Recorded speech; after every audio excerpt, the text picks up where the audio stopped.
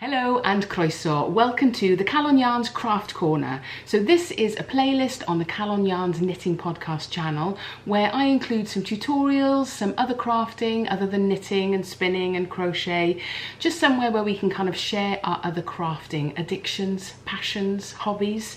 So today we are looking at beeswax wraps. So we better get started.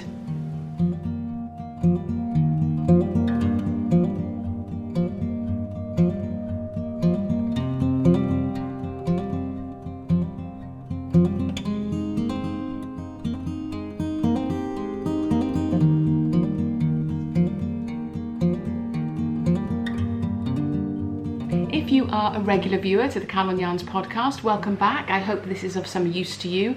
You may well have seen this before as I included this in a larger, longer episode of the knitting podcast, but I thought I would put it up here in case anybody wanted just to be able to see the beeswax wrap process. So I bought these little fat quarters from Wonderful Wales in April from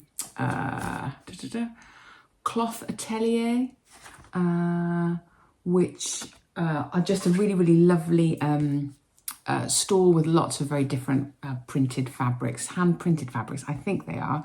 So I've got a few of those. I'm going to do a couple of big wraps. So if they're fat quarter size, so the large size. So I'm going to start with this one here. And then I will cut up some of these into smaller pieces. But I've used beeswax wraps before. And I find them much better than cling film. Obviously they're better because of the plastic, etc. So I've just had a little Google of how to make them. So essentially I've got an old towel on a table. I don't have an ironing board. I know, terrible housewife. So yeah, just an old towel on the dining room table. I've got an iron, and apparently you put the iron on at the hottest temperature without steam. And then I've got some greaseproof paper and some organic beeswax pellets that I will sprinkle over. We'll have a go. You can use like a beeswax block, and then you just grate the beeswax essentially into pellets. But I used some of this I made some hand creams last year, I think, for Christmas, year before that maybe. So I've got some left over. So yeah, so I'm gonna have a go with doing that. We'll see what happens, isn't it?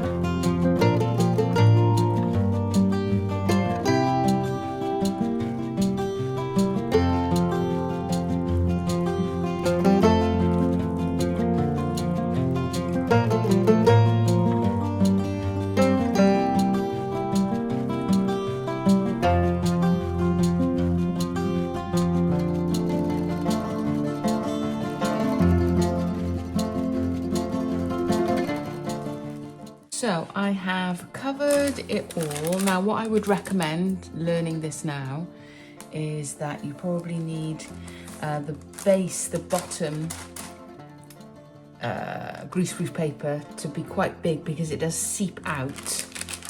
I think I can probably say that I could use a little bit less wax on the next one. Because it does, as it melts, it does kind of seep in wider to your piece of fabric. So, and then you can see whether there are any gaps, whether there are any dry bits, so you can add some more wax in if you need to. But I think as long as you kind of push it around enough, then it does kind of seep into the fabric. Like I say, I think I probably used a little bit too much on this piece. But too much is better than too little, I think, because it means it'll just last for a good while. So we'll see. So then you let that dry off just slightly, peel everything back so that it hardens up and creates a solid piece of wrap. And then you can, as you pull it back, you can see then whether there's any gaps, any dry gaps. And you can see it's come out over the edge. So as you peel up the fabric, you'll be leaving the excess wax on the greaseproof paper. Can you see there, look? It's kind of not quite melted in, so I might go back over that bit. But yeah, all in all, seems to have worked. So we'll see.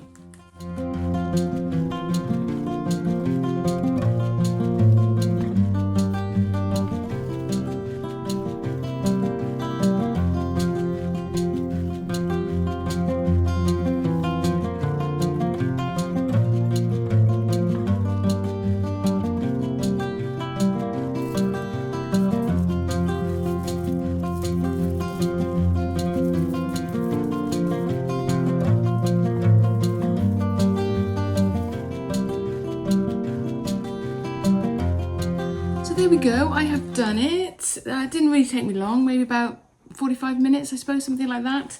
So what did I learn? Well, the first one I did, I think I used too much beeswax.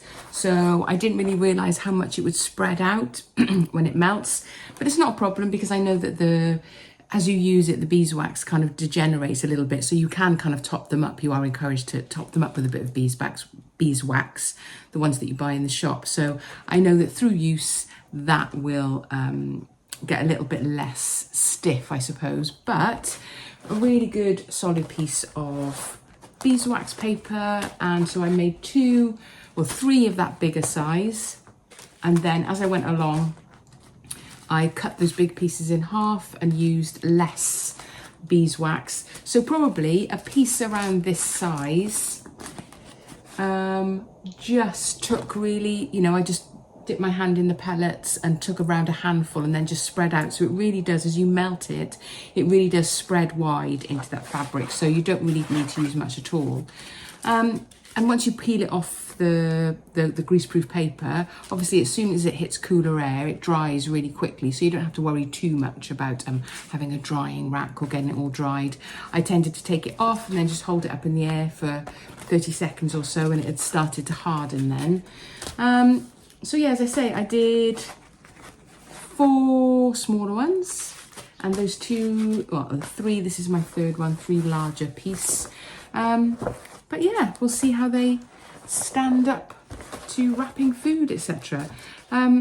Yeah, it's so much nicer, isn't it? It's so much prettier and so much better for the planet. So there we go, job done. I hope that was useful to you. I have used my beeswax wraps a lot, and I've got some of them here. As you can see, this one is still quite stiff. Still has lots of beeswax on it, so that one is kind of still ready, still very much usable. Whereas these ones, I don't know if you can see, I've used these a lot and they've become a far more flexible. So these sort of need a top up, and that's the other thing to say with the beeswax wraps, is that as you use them and wash them, the beeswax does start to come away, as you can see the difference here. So they will need to be topped up. So I made a few so that I could kind of rotate them. Even when they are like this, that they're still quite soft, they still keep everything, my cake is ready. They still keep everything nice and fresh, but they're not as, they don't kind of seal up the sandwiches or the cheese or whatever you're using them for, as well as when they are fully loaded, as it were. So this one will need a little bit more loading of beeswax, and so over the next couple of weeks I will probably reload them again. I hope you found that useful, and as I say, please join us on the main Calon Yarns Knitting podcast, along with the Knit and Natter sessions that we also have. It would be great to have you there, and if there are any things that you would like to share or any things you'd like me to have a look at, then do let me know. But in the meantime, I will catch you all very soon. Diolch pawb, hwyl fawr, bye.